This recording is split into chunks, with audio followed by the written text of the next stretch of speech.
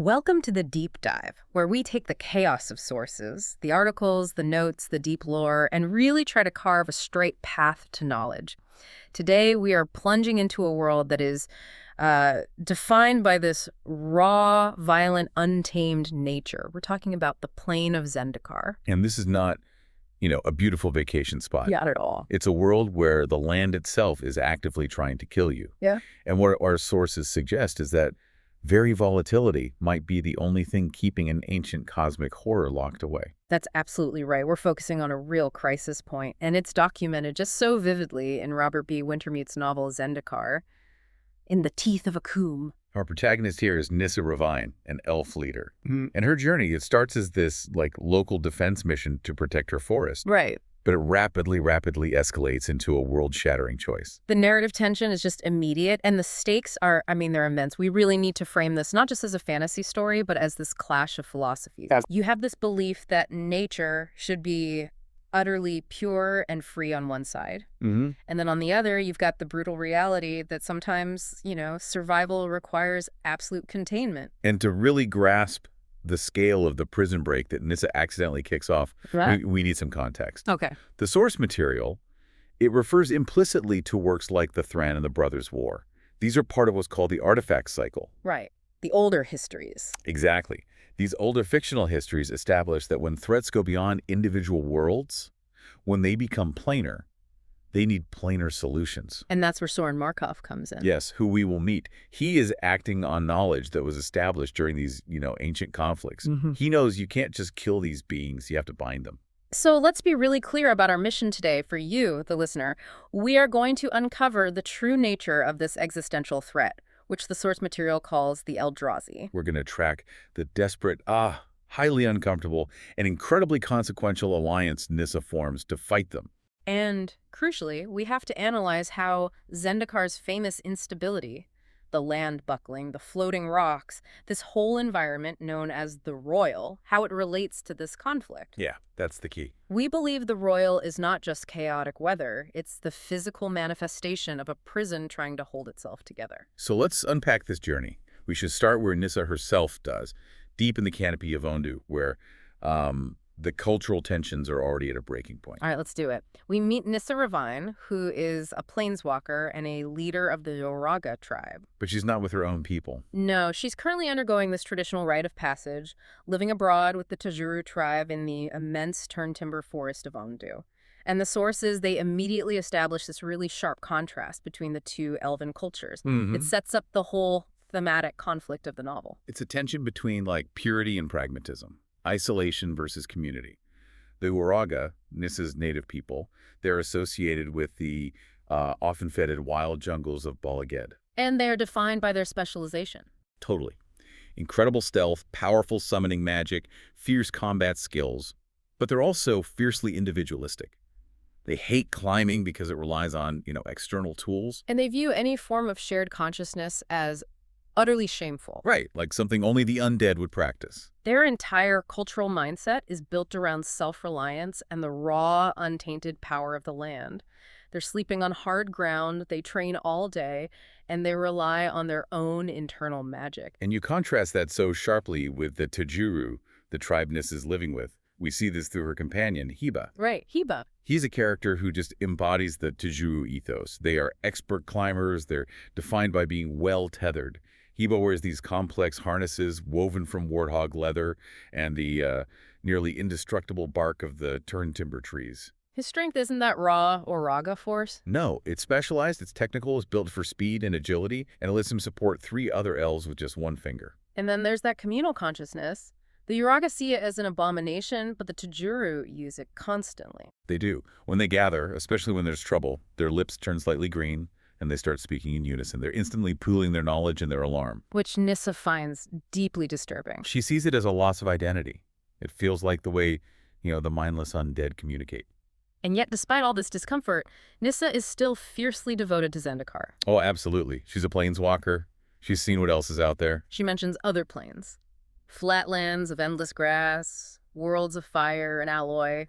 Endless cityscapes where people stand on each other's heads in queues. But she finds no plane that channels more raw mana or holds more sheer, untamed beauty than Zendikar. And this plane is unique not just for its beauty, but for its physics. We have to keep reminding ourselves of the normal chaos here. Right. Nissa and Heba are climbing these colossal turntimber trunks, and above their heads, the descriptions are of giant, multi-sided hedron stones just floating in the tree canopy, knocking together. That is just part of the landscape to them. And that seemingly random chaos is actually evidence of the greatest magical work of all time. And this is where we start weaving in that core insight.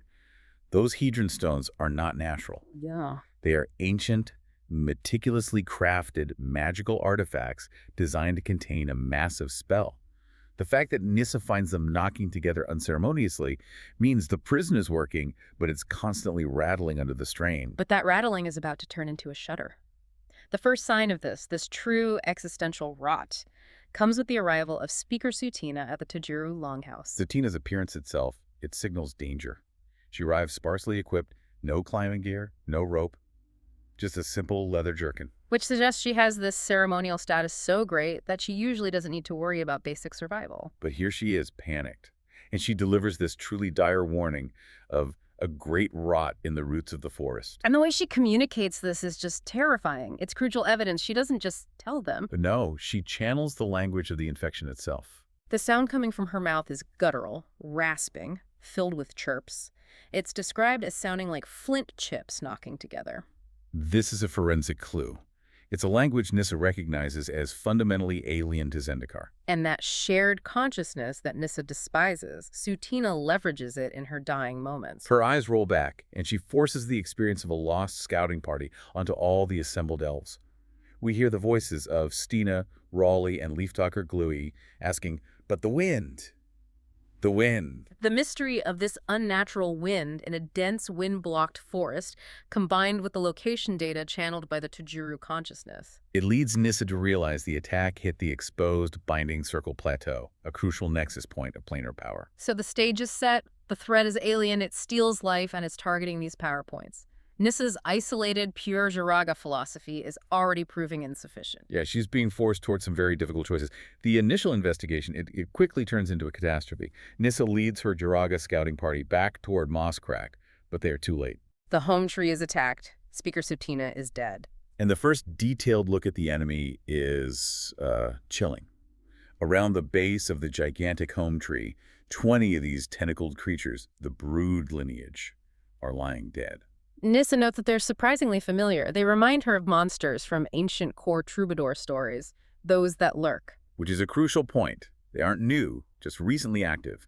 They are extraplanar beings. They don't truly exist on Zendikar. So their physical forms, the Titans and their brood, they're just extensions of some cosmic entity. Exactly. What Nissa is fighting is not the true monster, but its malignant shadow. And the ecological evidence confirms that. It confirms their parasitic nature. The plants under their fallen bodies had instantly turned brown and died. They have this deep, inherent, life-draining effect. They are sucking the raw mana out of Zendikar itself. This is the rot Sutina warned about. And during the initial cleanup, something rolls out of Sutina's dead grasp. The pearl. A large, smooth, blue, opalescent pearl. It's etched with this squiggled script, and it's actively radiating raw mana. And Nissa, as a planeswalker, she immediately recognizes this as an object of immense ancient power. She pockets it. It's a vital, mysterious piece of history that Sutina carried to her grave. Just as they are reeling from this attack, the cavalry arrives, though it feels more like the arrival of the apocalypse's architect, Sorin Markov. We have to pause here because this is the introduction of a key player and a source of massive confusion for Nissa. Yeah. Sorin is this lone, black-clad figure human in appearance, but with striking white hair, silver plates, a massive greatsword. And Nissa, focused on her local perspective, just dismisses him. Calls him yet another Barong, a generic outlander. But this is no generic outlander. This is Sorin Markov, an ancient, powerful vampire planeswalker, one of the three beings responsible for trapping the Eldrazi on Zendikar millennia ago. He isn't here to save the day out of altruism. He's here to fix a broken magical lock. And he demonstrates his true power immediately. He speaks a few grim, guttural words and executes an amazing and disturbing rot spell. This isn't life magic, it's death magic. And the remaining brood creatures just instantly decay. Their bodies melt before Nissa's eyes. It's lethal, efficient, and deeply offensive to her Joraga sensibilities. And Sorin travels with a companion, Anowon. An unbound slave vampire from the marginalized Get family. But Anowon isn't muscle. He's an archaeophile. He's obsessed with ancient monuments, writings, lore. He's the intellectual arm of Sorin's mission, driven by history, not just containment. And this is the moment the true mission is revealed. Sorin tells Nissa that the creatures are the vanguard of the true army, the Eldrazi brood lineage. He names them. He names them, and he drops the colossal stakes. He claims only he can cast them back into their crypt, their prison, which is located at the Eye of Ugin on the distant, dangerous continent of Akoum. So Nissa is faced with this impossible choice. Her friend Hibei is dead, her people are being hunted, and her own magic is insufficient. And the only person offering a solution is this terrifying, dark magic-wielding Barong who travels with an equally terrifying, albeit bound, vampire scholar. Nissa, trying to assert some leadership, she sets her terms. Sorin has to help bury Heba in the sacred forest ground. And Anowon must be physically bound and gagged. She will not travel with an unbound vampire. Anowon's reaction is, well, it's priceless. It just underlines the deep-seated racial prejudice on Zendikar, even as the world is ending. He sneers at her. He calls Nissa a Joraga moon slug who tastes of dirt and moss. So this alliance is struck out of pure, desperate necessity. A pure-minded Joraga elf, an ancient planar tyrant, and a snobbish-bound vampire scholar. And the future of Zendikar rests on this deeply fractured, ethically compromised team. Their journey across Omdu, it just immediately reinforces Nissa's core belief about the corruption of Zendikar.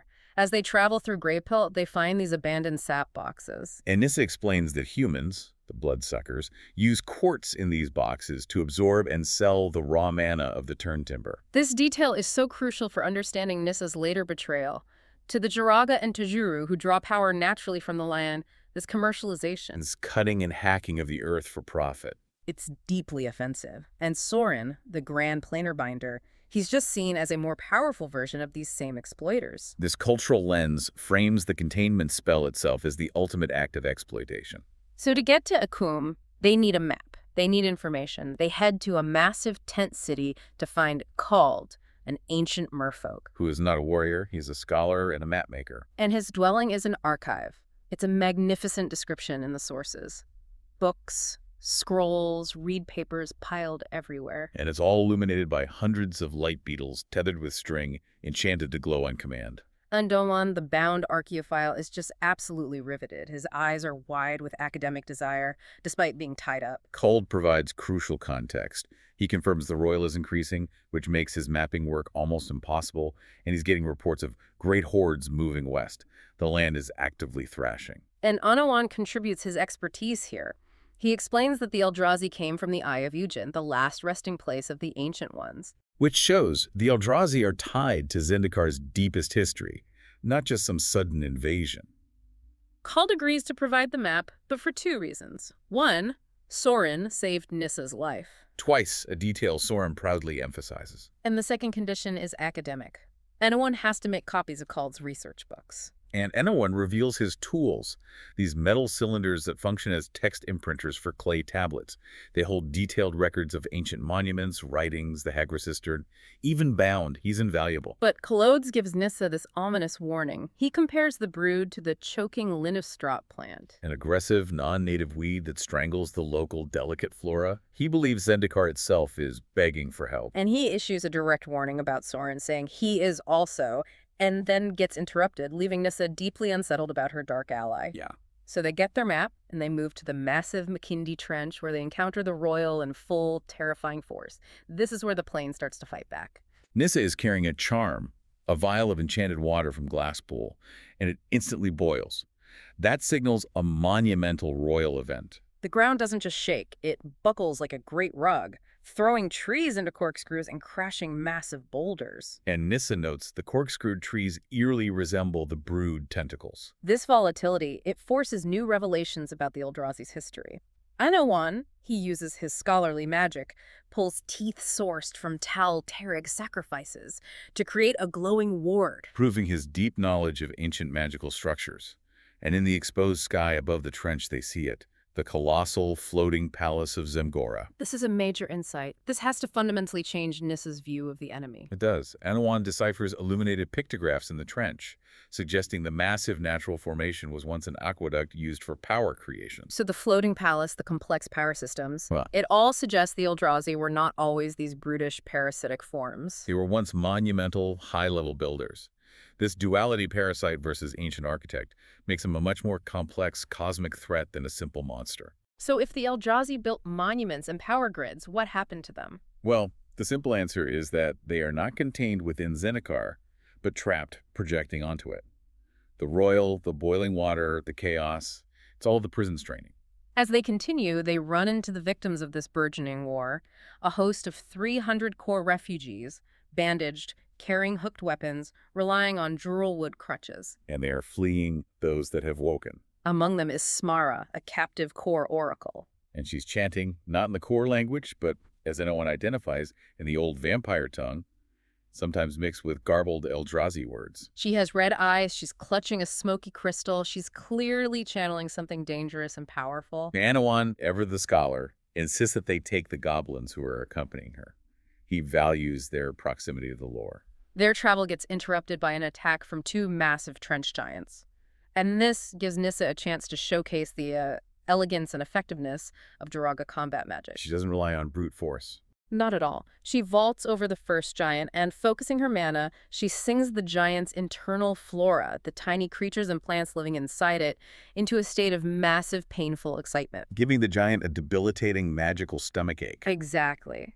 Sorin deals with the second giant using his dark magic, chanting in a strange language, with inflections described as like a wet fish flapping on a stream bank. He uses the rot spell to instantly turn the giant's legs into white marble. But he's surprised by its resilience. Anowon helps finish the job. He throws a tooth that whitens the second leg to marble, immobilizing the giant. And a surviving giant, realizing its situation, offers a hidden path through the incredibly dangerous Piston Mountains toward Zulaport. Nissa immediately asserts leadership, accepting the deal and telling Sorin, "I lead this expedition." The giant hums and glyphs on its white marble legs glow, revealing the entrance carved into the sheer rock face. So they're climbing the foothills, and the mystery just deepens. They discover these huge, carved stone heads called Fadun, partially buried. And they bear the exact same specific features: stern brow, large nose, as the earliest heads Anowon found carved into river pebbles earlier. Anowon confirms these designs are unique to Ondu, but they clearly resemble Eldrazi architecture.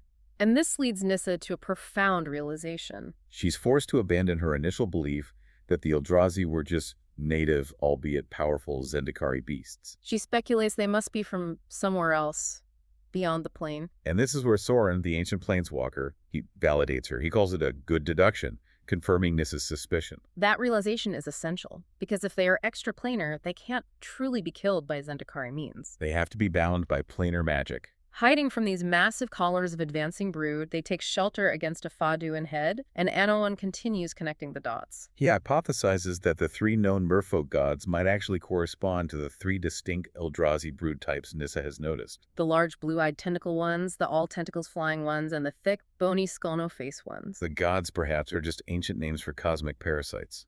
And the Piston Mountains present this terrifying geographical challenge.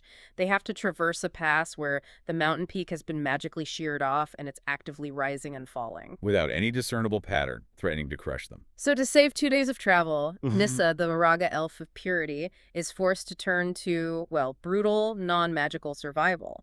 She digs up a grit slug. A huge, bright red, gelatinous creature. She cooks it over a small fire, boiling it in its own skin.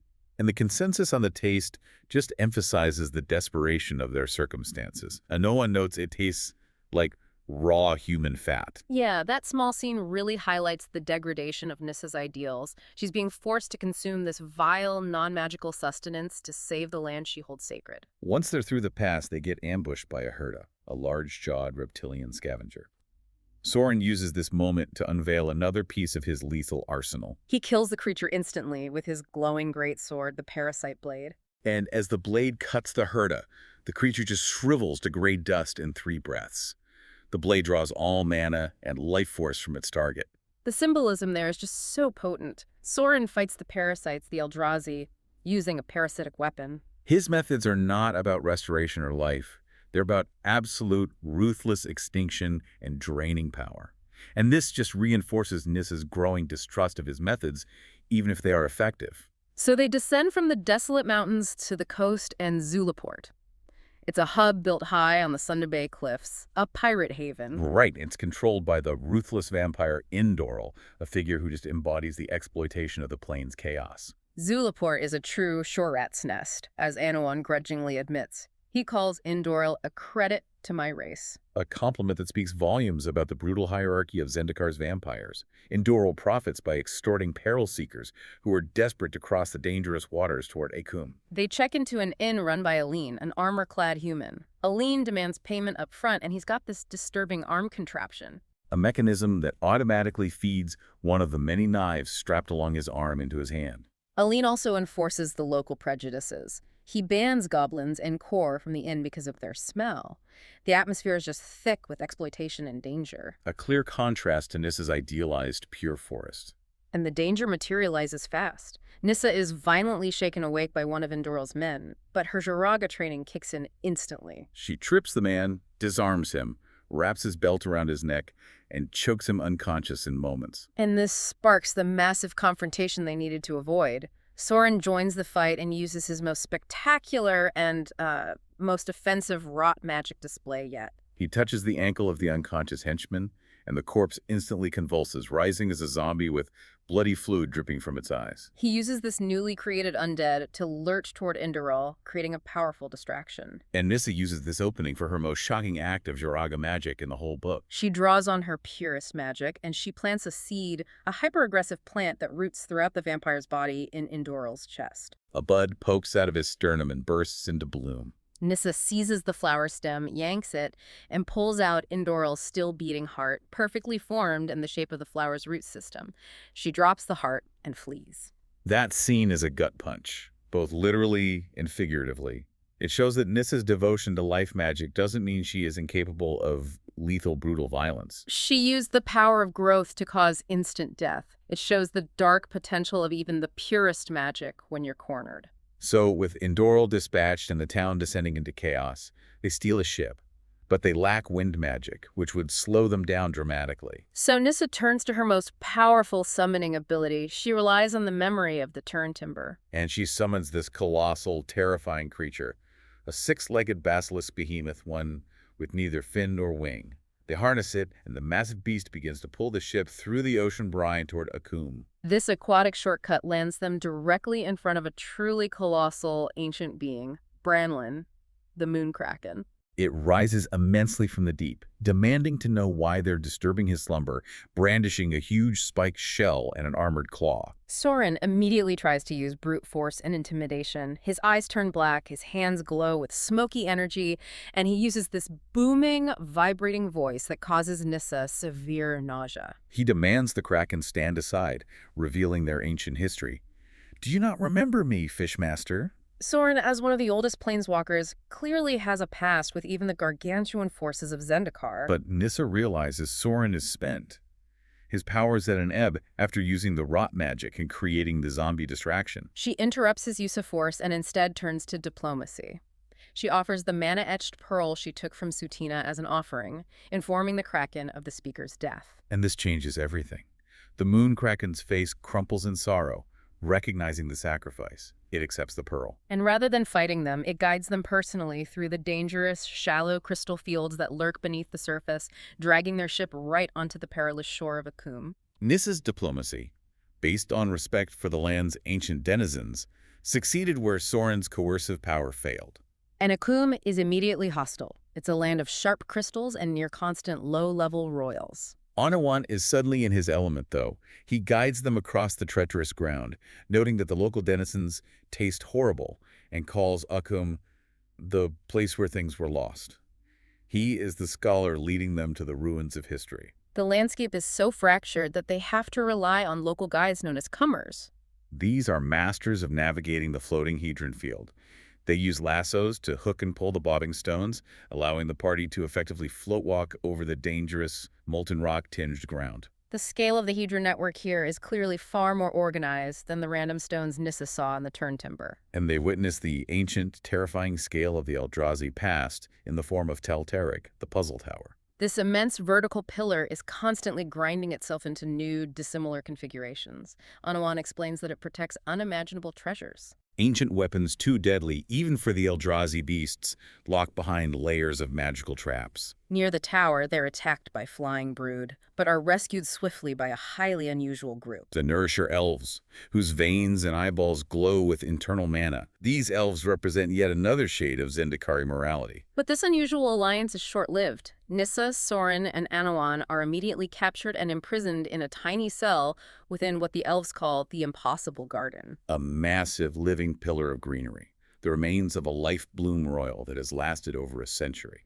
Sorin, ever observant, spots a detail that chills even Nissa, bones protruding from the soil. And he deduces the elves are using sentient beings as fertilizer for their sacred plants. This is a crucial moment of ethical reflection. The pure natives are resorting to brutal, sacrificial horror in the name of life magic.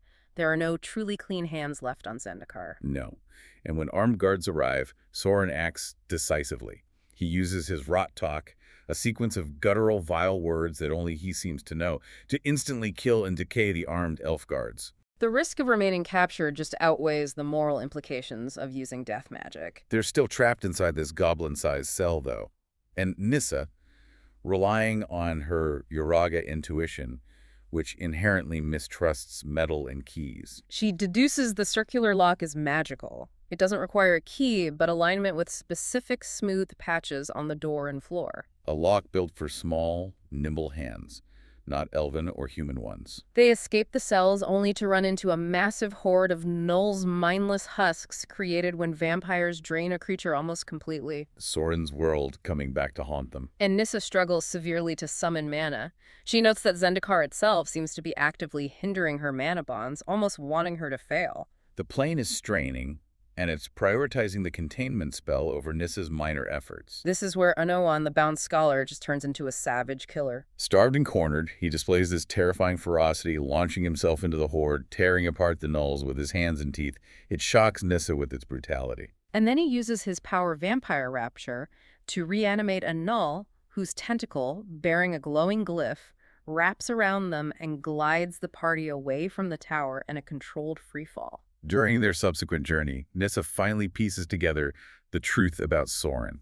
They're being hunted by hostile vampires, Shur and Biss, who refer to Sorin by his mythic, hated name, the Mortifier. And they blame him for driving them from their lands centuries ago and forcing them to fight the Eldrazi. So Sorin isn't just fixing a broken lock, he is a planar tyrant who has historically subjugated local populations in the name of galactic security. Exactly.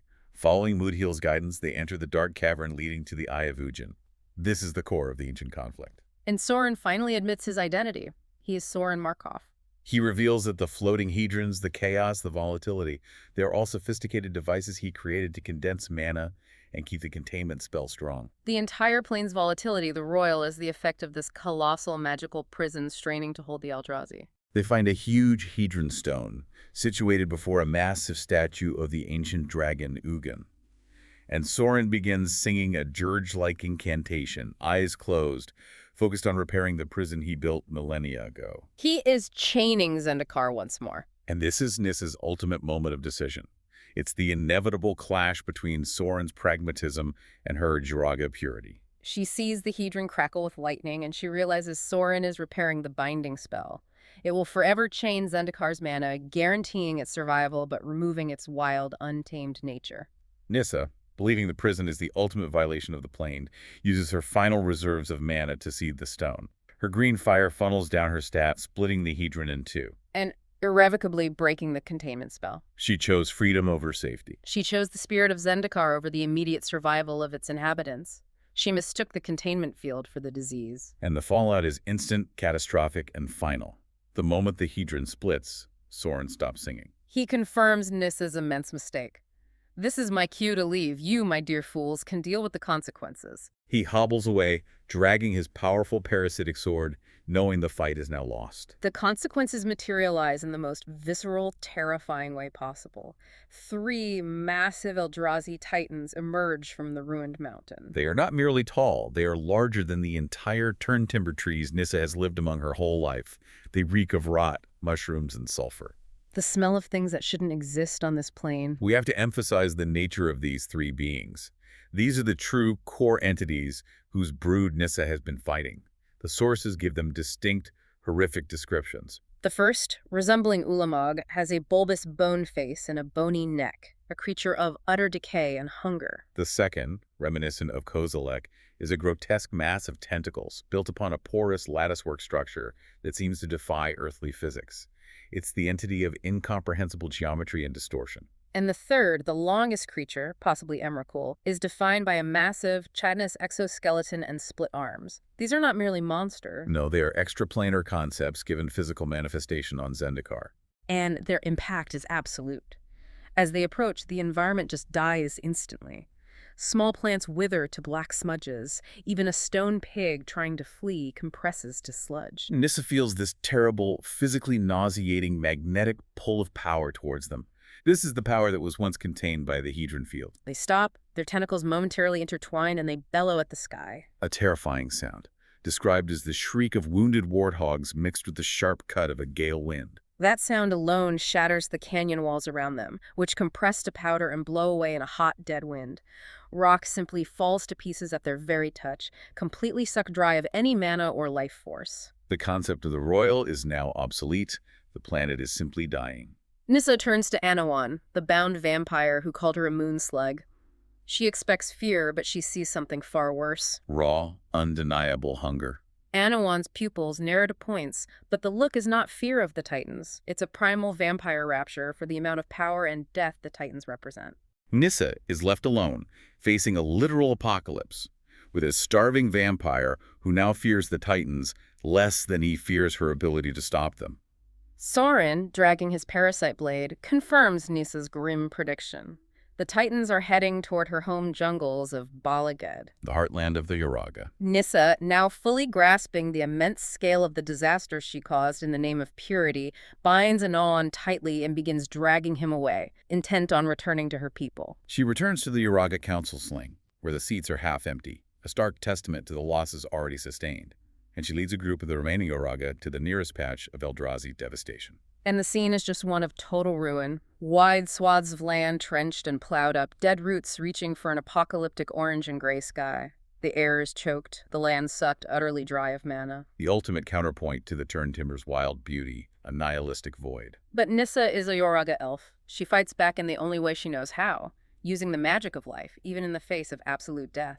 She carries a bag filled with huge tramba seeds and power-sized seeds of aggressive creeping plants, and she begins the long, agonizing process of reseeding and healing the land. She even violently rejects the male Joraga who uses the word scourge. She refuses to accept the creatures as anything but an infestation that can eventually be overcome by relentless growth. But she closes her journey with a heavy, necessary admission.